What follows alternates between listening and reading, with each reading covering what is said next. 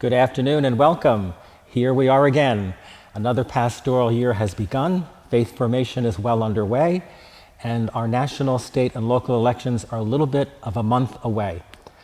If you're like me, you're probably getting inundated with emails and text messages from various candidates wanting us to donate to them or vote for them and talk about the issues, which is a very good thing to do.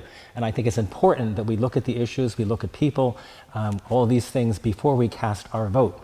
In fact, the other day I was speaking with a friend of mine, because verily now lots of conversations dwell around the election and all these different memes and comics that are appearing on Facebook and stuff like that to give us a little chuckle for the day. And I forgot that he mentioned to me that he doesn't vote. And I remember him telling me why. He says, if I vote, that means I have to be registered to vote. That means they'll have my name. They could call me for jury duty, which he doesn't want to do. It's for the same reason he doesn't have a driver's license. He doesn't want to be called for jury duty. You know, I disagree with him, but I respect that he's doing that. But I personally think it's important that we vote in every election that comes our way, because it's a great privilege we have here in this country that many countries don't have. And so we need to look at the candidates, we need to look at the issues, we need to do the whole spectrum before we cast our ballot, either the mail-in or early voting or actually on election day. But I got to thinking, you know, we need to pray about this too, definitely. Definitely we need to pray. Are there people who can help us in that prayer as we get ready for election day? And I thought, you know, is there a patron saint for elections or patron saints for elections? You know, we have patron saints for everything else. Are there some, or is there one for elections? And guess what? There are.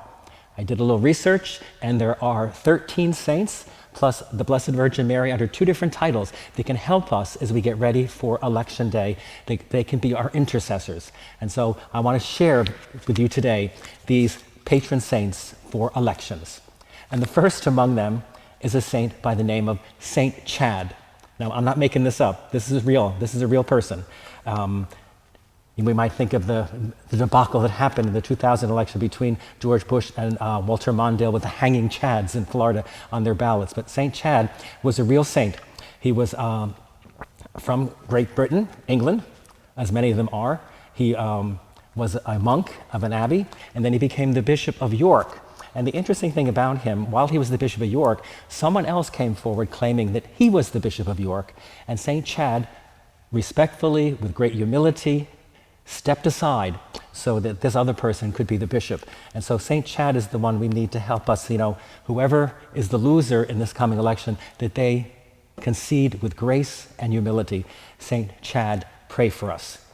The next one, also from England, Great Britain, Saint Edmund Campion. He's the patron saint of journalists. And you know, journalists are always looking for the truth. And so we need their help in getting the truth of all the issues before us on this election day. Following him is St. Thomas More, also of England. I'm not sure what's going on with England. We had all these wonderful patron saints. But Thomas More is the patron saint of politicians.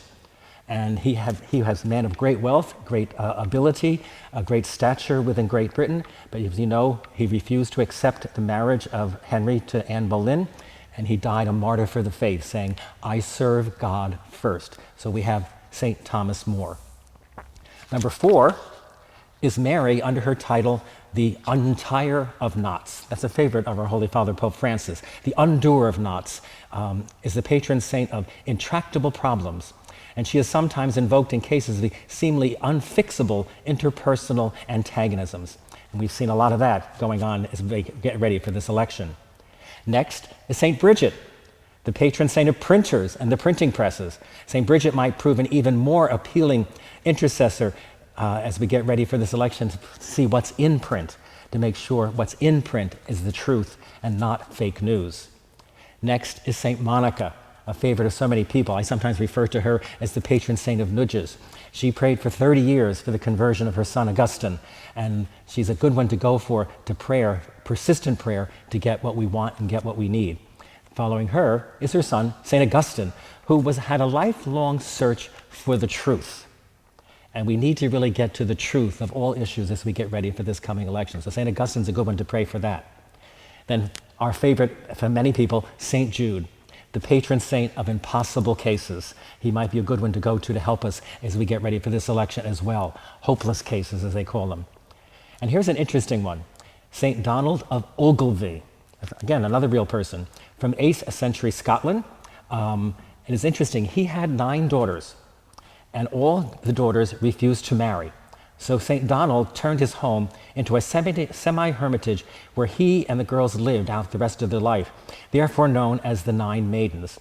St. Donald is the patron saint of, we're not making this up, frustrated plans. So that's another one interesting to go for. Then we have St. Joseph, the husband of Mary, the father of Jesus. He was such a patient man, such an understanding man. So maybe we need to ask Joseph to help us with patience as we get ready for this election as well. And then here's 2 interesting ones, St. Barsabbas and St. Matthias. They're probably perhaps the only saints to invoke on election day because they're the 2 running mates who never really made it into office. They are like a pair of running mates who never canonized. Both followed Jesus throughout his ministry without seeking reward and never counted among the 12. Until the end, St. Barsabbas lost to St. Matthias when lots were cast to replace Judas Iscariot to bring the number back up to 12. So we have wonderful St. Barsabbas and St. Matthias to help us get ready to put those in public office. Also, we have St. Martin de Porres, whose feast actually comes around Election Day. He's the patron saint of the poor, of people of color, and those who seek racial and social justice. And that's another very important issue in this year's election as well. So we might want to call on St. Martin de Porres.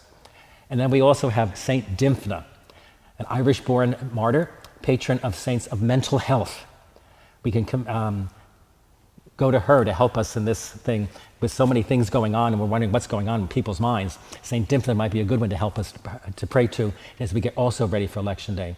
And finally, there's Mary under her wonderful title, Our Lady of Guadalupe. She's patroness of all the Americas.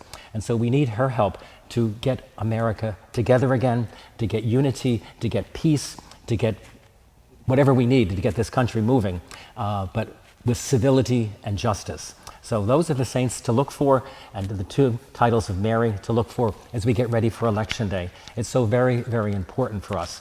So let's spend this next month praying, looking for guidance, looking at the issues, looking at the candidates, and asking the saints to intercede and help us.